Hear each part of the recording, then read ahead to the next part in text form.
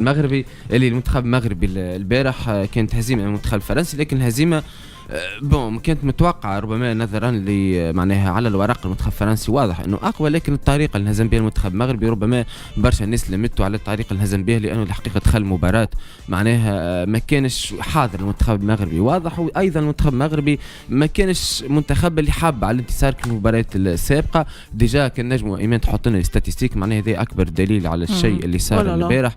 دونك اللي بالاحمر هو المنتخب الفرنسي، واللي معناها الشيره هذه على يسار المنتخب الفرنسي. الحاجه الوحيده تفوق فيها المنتخب المغربي هي نسبه امتلاك الكره وتفوق طفيف 52 48%. مثلا الاكسبكتد جولز واللي هي الاهداف المتوقعه نلقاو 3 فاصل للمنتخب الفرنسي واللي هو سجل هدفين، دونك ديجا كان نجم يسجل اكثر معناها، بينما المنتخب المغربي عدد ضعيف برشا 0.14 معناها ما وصلش حتى 0.5 0.8. ايضا فهم برشا حاجات معناها مثلا زاد كان نحكيو مثلا على التسديدات 22 5 8 كادري لفرنسا وحده كاو كادري للمغرب، معناها دي ستاتستيك يوريو حتى الناس اللي ما تفرجتش نجم تفهم من البارح المغرب ما كانش كيما مستانس. صحيح يقول الكره مفسخه معناها صحيح بالضبط، لكن صحيح ايضا سماح برشا ناس تقول لك لا خاطر المنتخب الفرنسي قوي. اوكي المنتخب الفرنسي وانا كنت قلت هنا وبرشا ناس قالت انه اقوى منتخب في كاس العالم معناه، وهذه حاجه واضحه، واللي باش يربح المنتخب الفرنسي يتوج بالمونديال، واذا كان ما ربح حد راهو سيتوج هو حتى اقوى حتى من الارجنتين. لكن رغم ذلك زاد المغرب البارح الحقيقه شفناها مثلا كانت واجهت في معناها مثلا المنتخب الكندي، كانت واجهت هولندا مثلا ما كانتش كندا ثلاثه بلاش وما كانش بالضعف هذا مثلا امام هولندا، لكن البارح الحقيقه زيرو رياكسيون في زوز اشواط، بالتالي الحقيقه ربما خيبه صغيره. والجول خدم هزك هاو من بعد ما عادش كلمه على مباراه البارح قبل ما نمشيو لحنبال المجبري الايطالي.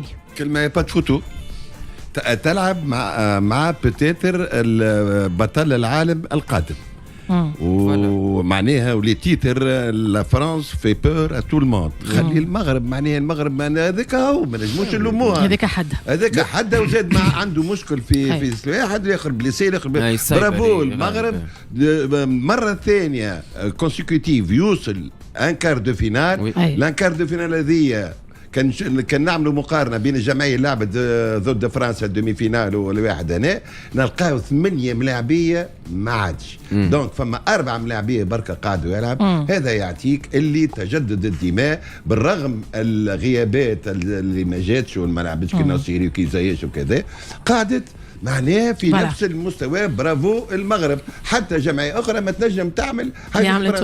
سي لو بروفيل دو بروشان شامبيون دو موند، ويقولوا فما يقولوا اللي عنده لا ميور ديفونس يهز كاس العالم. شكون اللي عنده ميور ديفونس؟ المنتخب الفرنسي. لا تحكي ديفونس اسبانيا بارك الله فيك. قولك فيها يا ولدي اقوى خط هجوم يا كابتن اقوى خط هجوم بفارق كبير. ليه نقول لك هما ايش يقولوا معناها عاده معدل 3 أهداف عاده اللي عنده احسن. كي عندك 4 يعيطوا لهم لي ميشون، ديمبيلي اوليزي دوي باركولا مبابي، لي ميشون هذوك بون شكون مش شد لي ميشون حتى حد. واضح به كلمه فقط دكتور. لا انا البارح نتفرج في الماتش معايا صاحبي تحيه ليه سي صفوان، قال لي اللي فوت سونتر من المغرب يجدوا اصحابه يقولوا شنو وديت غادي تلمون فرنسا فما الفوق معلم فرنسا بريسيا معناتها. بون انا مون افي فرنسا يا خويا عملت ريفوليسيون في الفوتبول. نحن غير برك ماناش نتبعوا ما نحكيوش عنهم، وما زلنا بالعاطفه والبرازيل والارجنتين. فرنسا لهم الخيبه نتاع 8 من 94 من وصلت 98 شوف قدش عامله من فينال وهز 2 كوب دو موند.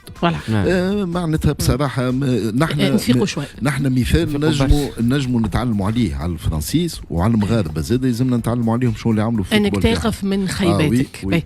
عميد في كلمه ايش باش تعرض مبابي، تعرض دوي، تعرض ديمبيلي، تعرض اوليزي،